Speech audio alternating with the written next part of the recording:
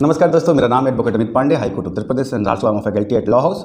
और ये Allahabad high court के आरओ में जो आरओ का एग्जाम चल रहा है उसमें बहुत सारा जो सवाल उठ रहा है, बहुत सी जगह पे एग्जाम सेंटर्स पे पेपर लीक हुए हैं, उनके रिगार्डिंग बात करेंगे। दूसरी चीज़ ये है कि बहुत सारे दोस्त टाइपिंग को लेकर के सवाल उठा रहे हैं कि किसी का 98% हुआ है, किसी का 99.4% दिखा रहा है, किसी का 98.7% दिखा रहा है, ऐसे दिखा रहा है। तो क्या उनकी कॉपी चेक होगी या नहीं होगी, तो ये भी एक क्वेश्चन है। और बाकी जो सेंटर्स पे पेपर लीक हुए हैं तो क्या परीक्षा रद्द की जाएगी, हाई कोर्ट क्या डिसीजन ले रहा है, परीक्षा रद्द करेगा या क्या होने वाला है, इस सब के बारे में बात करेंगे। देखिए, और सबसे बड़ी बात ये है ना हमारी कि ये जो 98% टाइपिंग हो गई है या 94% हो गई है, 99% दिख रही है, तो अब बहुत सारे लोग सवाल कर रहे हैं, बहुत सारे दोस्त सवाल कर रहे हैं। हम सबकी एक सबसे बड़ी प्रॉब्लम क्या है कि हम कभी भी ना किसी भी इन्फॉर्मेटिव वीडियो को कंप्लीट नहीं देखते हैं, और 1 मिनट 2 मिनट देखते हैं और फिर निकल जाते हैं, और फिर आप पूरी बात समझ नहीं पाते हैं। आपको लगता है कि ये तो बस टाइम पास है, बट क्या ऐसा ज़रूरी है कि एक आदमी जो मतलब हम खुद भी काफ़ी बिजी शेड्यूल फॉलो करते हैं, फिर भी एक इन्फॉर्मेशन देते हैं तो उसको एक बार सुना कीजिए। अगर आप देखेंगे तो आपको हमने बताया है कि कैसे आप 100% टाइपिंग करेंगे, कहाँ कहाँ पे गलतियाँ हो रही हैं, किस किस तरह की गलतियाँ हो रही हैं, क्यों आपका 98% से या 99% या 99.4% जैसे टाइपिंग दिखा रहा है। तो अगर आपने सुना होता तो आज ये गलतियाँ नहीं होती, और आज भी मुझे उम्मीद है कि आप ऐसी ही गलती करेंगे। लेकिन आपको बताऊँ कि इसके बाद ARO का एग्जाम है, यही गलतियाँ अगर आप क्लियर नहीं करेंगे तो फिर एग्जाम में जाने के बाद यही गलतियाँ करके आएंगे और फिर आपको यही प्रॉब्लम फेस करनी पड़ेगी। तो बेहतर है कि आप एक बार पूरी चीज़ को समझ लें कि क्या प्रॉब्लम्स हो रही हैं, क्यों ऐसी दिक्कत आ रही हैं, ऐसी क्या बातें हैं, उनको समझना जरूरी है। ठीक है, तो देखिए, सबसे पहले तो अब बात करते हैं ये जो पेपर जो लीक हुआ है। ठीक है, बहुत सारे सेंटर्स पे पेपर लीक हुआ है, जिसमें सबसे पहले वो आर्या का नाम आया था। आर्या का जो आर्या था इंस्टीट्यूट, उसका नाम आया था जिसको फिर बाद में चेंज करके काशी वाले में किया गया था, सेंटरशिप किया गया। तो देखिए, ये जो है ना बहुत बड़ी समस्या है। और टाइपिंग का ये जो प्रॉब्लम है ना, इसमें कई जगह तो स्टूडेंट्स की गलतियां हैं, पर जो हाई कोर्ट के संज्ञान में आया है मामला वो ये भी है कि बहुत जगह पे सिस्टम प्रॉपर काम नहीं कर रहे थे।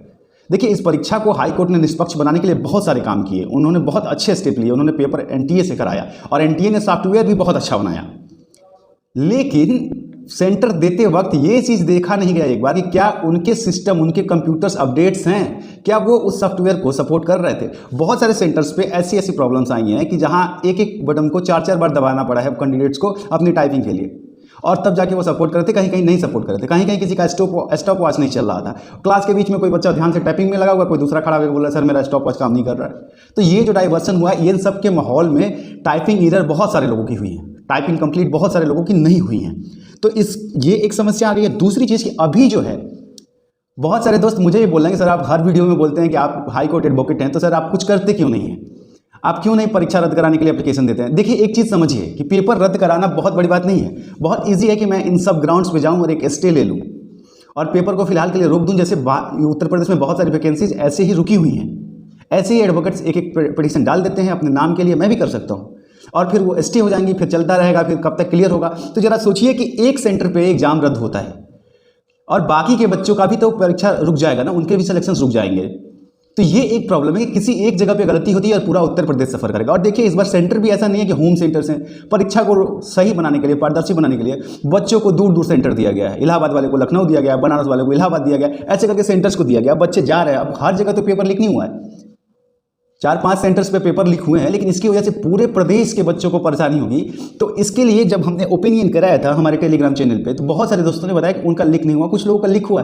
तो किसी एक की वजह से ऐसा नहीं हो सकता। हाँ, और बोर्ड ने खुद ये फैसला लिया है कि जिन एग्जाम के सेंटर्स पे धांधली हुई है उनका रीपरीक्षा कराया जाएगा और उनके सेंटर चेंज किए जाएंगे। साथ ही उनके सेंटर्स को ब्लैकलिस्ट भी किया जा रहा है। हालांकि मैं ये मानता हूं कि ब्लैकलिस्ट करना सिर्फ एक सॉल्यूशन कभी भी नहीं है।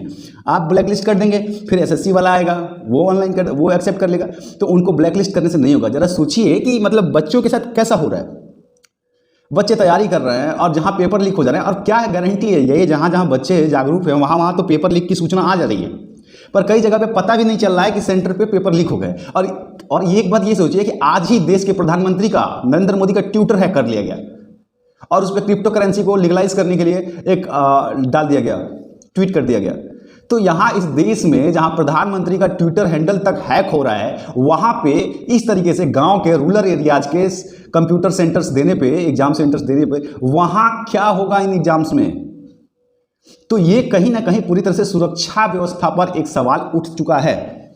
और अब आते हैं कि बोर्ड के सामने जो मैटर गया है, इलाहाबाद बोर्ड के सामने, इलाहाबाद हाई कोर्ट बोर्ड के सामने, तो वहाँ पे ये अभी फिलहाल परीक्षा रद्द करने के ऊपर बात नहीं हो रही है। मुद्दा उठा था कि क्या एग्जाम्स को रद्द कर दिया जाए, लेकिन चूंकि अभी एग्जाम अगर रद्द भी करते हैं तो आपको पता है कि आगे चल के आचार्य संहिता लग जाएगी और फिर बहुत सारे बच्चों के भविष्य के साथ खिलवाड़ हो जाएगा, रोक लग जाएगी। इसलिए ये सोचा गया है कि अभी फिलहाल परीक्षा रद्द ना करते हुए उन सेंटर्स पे जहां पेपर लीक की सूचना आ रही है उन सेंटर्स को रद्द किया जाएगा और उनके सारे स्टूडेंट्स को, कैंडिडेट्स को दोबारा किसी दूसरे सेंटर पे कहीं कहीं तो तुरंत अलॉट कर दिया गया है और कहीं कहीं कुछ दिनों में अलॉट करके और वहां दोबारा उनको मौका दिया जाएगा, वो भी फ्री ऑफ कास्ट। ठीक है, तो ये हो गई आपके परीक्षा के लिए जो बहुत सारी क्वेरीज आ रही थी कि पेपर रद्द होगा या नहीं। अब आते हैं टाइपिंग पे, जो सबसे इंपॉर्टेंट चीज़ है। ध्यान से सुनिए, बहुत सारे दोस्त जिनका प्रॉब्लम ये आ रहा है कि टाइपिंग किसी का 98% हो जा रहा है, किसी का 99.4% हुआ है, किसी का दिखा रहा है 98.7%, है ना। तो उसमें कहीं कहीं सिस्टम की गलतियाँ हैं। जहाँ सिस्टम सपोर्ट नहीं किया है वहाँ भी लोगों के साथ ऐसी गलतियाँ हुई हैं, क्योंकि सिस्टम कई जगह पे कंप्यूटर्स अपडेट नहीं थे। लेकिन जो प्रॉब्लम्स स्टूडेंट्स ने किया है उनके ऊपर भी ध्यान देने की ज़रूरत है। जो हमने आकलन किया है, जो हमने ओवरव्यू लिया है बच्चों से, तो एक जो ओवरऑल बन के आया है वो मैं आपको बता रहा हूँ। ध्यान से सुन लीजिए, क्योंकि ये ARO में ये आपके लिए हेल्पफुल होगा और ये गलतियाँ आप वहाँ दोबारा नहीं करेंगे।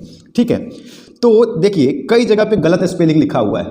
ठीक है, अब जैसे कहीं पे कोई मैटर है जिसमें लिखा हुआ है मैंगो, MANGO, तो अब वहाँ पे अगर MON लिखा हुआ है तो आपने उसको खुद से करेक्ट कर लिया है, MANGO कर दिया है। तो आपने अपने हिसाब से सही किया है, बट वहाँ जो टाइपिंग में है ना वो आपने गलत किया है। तो पहले तो स्पेलिंग्स जो आपने सुधार रहे हैं ना कई जगह पे, वो गलत कर रहे हैं। आप एज एडिट वही लिखिए जो आपको मिला है लिखने के लिए, अपनी तरफ से मत लिखिए।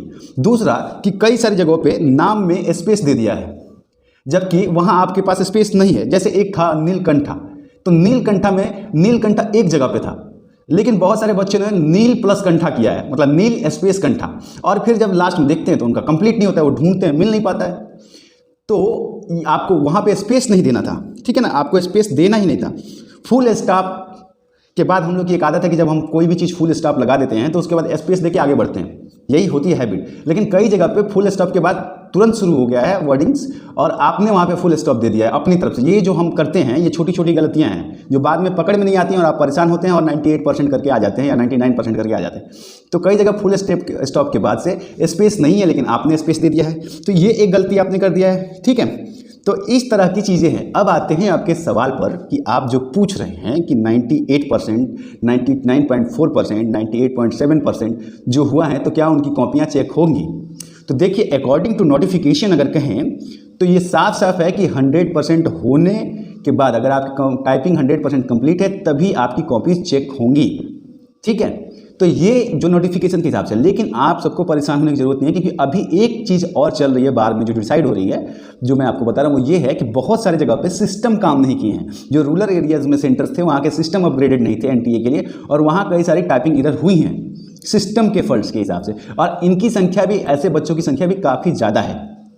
तो इसलिए बोर्ड एक बार इसको रिव्यू कर रहा है और रिव्यू करने के बाद ही डिसाइड करेगा। हो सकता है कि आप सबको भी एक मौका दिया जाए जहां सिस्टम फेलियर है, तो अगर एक बार कहीं के सिस्टम फेलियर को प्रूफ कर लिया जाएगा कि यहाँ सिस्टम का प्रॉब्लम है तो फिर उन सारे बच्चों की कॉपीज भी चेक होंगी जिनका 98% रह गया है। तो आप इसके लिए परेशान ना होइए और आप थोड़ा सा पेशेंस रखिए, जल्दी ही आपके लिए आपके पक्ष में ही फैसला आएगा। देखिए हाई कोर्ट इस बार पूरी तरह से सख्त है इस मामले को लेकर कि वो परीक्षा निष्पक्ष कराएगा और किसी के साथ भी अनफेयर नहीं होने देगा। तो अनफेयर होने का कोई सवाल नहीं है। अगर आपके साथ सिस्टम ने गलती की है तो उसका खामियाजा आपको नहीं भुगतना पड़ेगा, लेकिन जो गलतियां आपने की हैं, आपके अगर लिखने में कोई प्रॉब्लम हुई है जहां डॉट फुल स्टॉप के बाद आपने स्पेस लगा दिया होगा या फिर आपने स्पेस बिना जगह के डाल दिया हो, ठीक है, इस तरह की जो चीज़ें हैं, या स्पेलिंग आपने उसमें कुछ और लिखा है और आपने स्पेलिंग को अपने तरफ से करेक्ट कर दिया, ठीक है।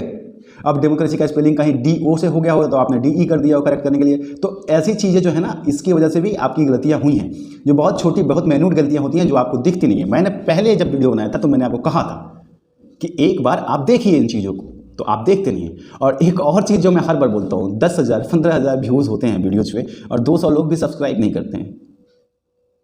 यार ये अच्छा नहीं लगता है, मुझे खुद काफ़ी awkward लगता है ऐसा बोलना, ये अच्छा नहीं लगता है, बट यार हमारा काम है सपोर्ट करना एक दूसरे को। हम एक दूसरे को सपोर्ट कर सकते हैं, मोटिवेट कर सकते हैं, है ना। तो पॉसिबल हो तो आप सब्सक्राइब किया कीजिए, इससे हमें भी थोड़ी सी खुशी मिलती है, मोटिवेट रहते हैं, आगे आपके लिए अच्छा काम करने के लिए अपना वक्त भी निकालते हैं। तो पॉसिबल हो तो आप सब्सक्राइब किया कीजिए, ठीक है। इससे जुड़ी और भी जो अपडेट्स हैं, ठीक है, कई जगह पे जामर जो है ना वो काम नहीं कर रहे थे ठीक से। तो अभी जो सवाल उठ रहे हैं उनके ऊपर, ये ऐसा नहीं है कि ये सिर्फ आप बोल रहे हैं, सारी सूचना हाई कोर्ट में जा चुकी है और डेली जा रही है, और हाई कोर्ट बहुत सीरियस होकर इन सारे क्वेश्चंस की जांच कर रहा है, इन सारी चीज़ों की जांच कर रहा है, और जो भी फैसला होगा वो स्टूडेंट्स के पक्ष में जाएगा, इसमें कोई शक नहीं है, आपके पक्ष में ही जाएगा। आपका हक, आपका हिस्सा आपको जरूर मिलेगा।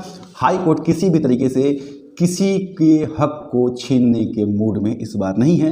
पहले परीक्षाओं में जब हाई कोर्ट एग्जाम कराता था खुद के अंडर में, तो इन्हीं सब धांधलियों की वजह से उसने इस बार पेपर एनटीए को हैंडओवर किया था, और एनटीए ने बहुत अच्छा काम किया है। बट अब क्या करें, अपना सिस्टम, मैंने कहा ये प्रधानमंत्री का अगर ट्विटर हैंडल हैक हो सकता है तो आप क्या ही कह सकते हैं। पर फिलहाल जो सिर्फ मेरा एक चीज़ है कि अगर जहाँ भी ब्लैकआउट किया जा रहा है, सिर्फ ब्लैकलिस्ट किया जा रहा है सेंटर्स को, ये सही नहीं है। आपको एडमिनिस्ट्रेशन को के ऊपर फाइन करना चाहिए, मैनेजर को जेल कर देना चाहिए, कम से कम 3 साल 4 साल की सजा देनी चाहिए, नहीं तो ये एक बहुत बुरा मैसेज आएगा। किसी ना किसी दिन स्टूडेंट्स सड़क पे उतर जाएंगे, और ये सच है कि जब स्टूडेंट सड़क पे उतर जाता है तो ठीक नहीं होता है, क्योंकि फिर वो खुद से फैसला कर लेते हैं और मैनेजर की तुड़ाई खुद कर देंगे। तो इससे पहले कि वो दिन आए, सारे एग्जाम एजेंसीज को ये सोच लेना चाहिए, क्योंकि जल्दी ही ऐसा दिन आ जाएगा अगर हम ऐसे ही करते रहे। क्योंकि बच्चे कभी टेट की परीक्षा की वजह से प्रॉब्लम में आते हैं, कभी अभी जो आरओ की परीक्षा की वजह से हो रही है, तो ये चीज़ें जो हो रही है, या फिर अभी जो यूपीपीएससी आरओ में देखिए आंसर की आया है, लग रहा है मजाक है, 10-10 क्वेश्चन गलत हो गए उसमें। तो इस तरह की जो प्रॉब्लम्स आ रही है ना, स्टूडेंट भी फ्रस्ट्रेट हो रहे हैं। लेकिन आप डिमोटिवेट मत होइए, हम बहुत दिनों से संघर्ष करते आ रहे हैं, हमारा काम ये संघर्ष करना और नौकरी पाना। तो हम संघर्षी व्यक्तित्व हैं हम सब, तो आप बिल्कुल निराश मत होइए। इस बार जो भी होगा आपके हक में होगा, क्योंकि कोर्ट खुद इस चीज़ का संज्ञान ले रहा है, हर चीज़ ले रहा है, तो वो जल्दी ही आपके पक्ष में ही कोई फैसला देगा। तो आप निराश ना होइए, अपनी तैयारी कीजिए। आपकी जो भी रिगार्डिंग क्वेश्चंस हैं इसके रिगार्डिंग आप कमेंट सेक्शन में पूछिए, मैं सबके जवाब देने की कोशिश करता हूँ और मैं ज़रूर दूंगा, ठीक है। और आप सबके लिए ऑल द बेस्ट, प्रणाम।